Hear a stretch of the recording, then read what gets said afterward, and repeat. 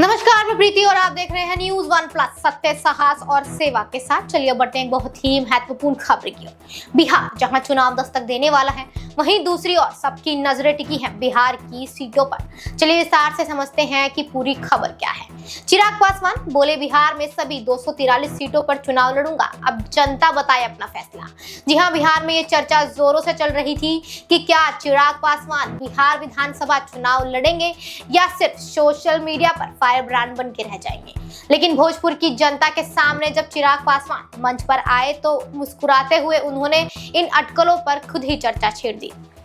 आप सबका सवाल है कि चिराग पासवान क्या विधानसभा चुनाव लड़ेंगे? फिर मुस्कुराते हुए उन्होंने कहा, मैं बिहार के लिए चुनाव लड़ूंगा और 243 सीटों पर लड़ूंगा, लेकिन वो किस सीट से चुनाव लड़ेंगे इसका फैसला जनता पर छोड़ दिया है। आपको बता दें कि अपने भाषण में चिराग पासवान ने बिहार के वर्तमान, अतीत और भविष्य पर खुलकर बात की। उन्होंने सीधे तौर पर कांग्रेस और आरजेडी पर निशाना साधते हुए बीजेपी नीतीश गठबंधन को सामाजिक न्याय व विकास का वास्तविक वाहक बताया है।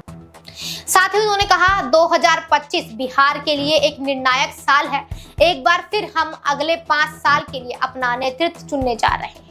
ऐसे में ये साल सिर्फ चुनाव का नहीं, हमारे भविष्य का फैसला करेगा। चिराग पासवान ने जनता से अपील करते हुए कहा कि किसी भी नेता या दल के वादों पर आंखें बंद कर भरोसा ना करें, बल्कि सवाल पूछे कि उन्होंने अब तक क्या किया है। उन्होंने कांग्रेस के साथ साथ आरजेडी को भी घेरते हुए कहा कि कांग्रेस और आरजेडी दोनों ने मिलकर कर्पूरी ठाकुर की सरकार गिराई। 80 के दशक से लेकर लालू यादव के शासनकाल तक नरसंहारों का लंबा दौर चला है। ये वो दौर था जिसे जंगल राज कहा गया, जिसकी जिम्मेदारी कांग्रेस और आरजेडी दोनों पर बराबर है। कर्पूरी ठाकुर को भारत रत्न देने का कार्य हमारी सरकार ने किया। ये काम ना कांग्रेस ने किया ना आरजेडी ने। साथ ही उनका कहना है कि मेरी सोच थी बिहार को शिक्षा नौकरी के लिए बाहर न जाना पड़े। मैंने बिहार फर्स्ट की नीति शुरू की, लेकिन इन ताकतों ने मेरी पार्टी तोड़ी, मेरे परिवार को तोड़ने की साजिश की। मैं सिर्फ एक नेता के तौर पर नहीं, एक बेटे के तौर पर लड़ रहा हूँ। उस बिहार के लिए जहां किसी को रोजगार के लिए पलायन ना करना पड़े, जहां हर बच्चा पढ़े और हर नौजवान को अवसर मिले। देखिए, आज की खबर में तो इतना ही। बाकी और खबरों के लिए जुड़े रहिए हमारे साथ। तब तक के लिए धन्यवाद।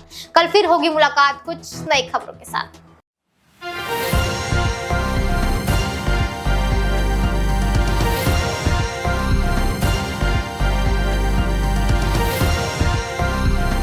आप देख रहे हैं न्यूज़ वन प्लस, हर वक्त हर खबर।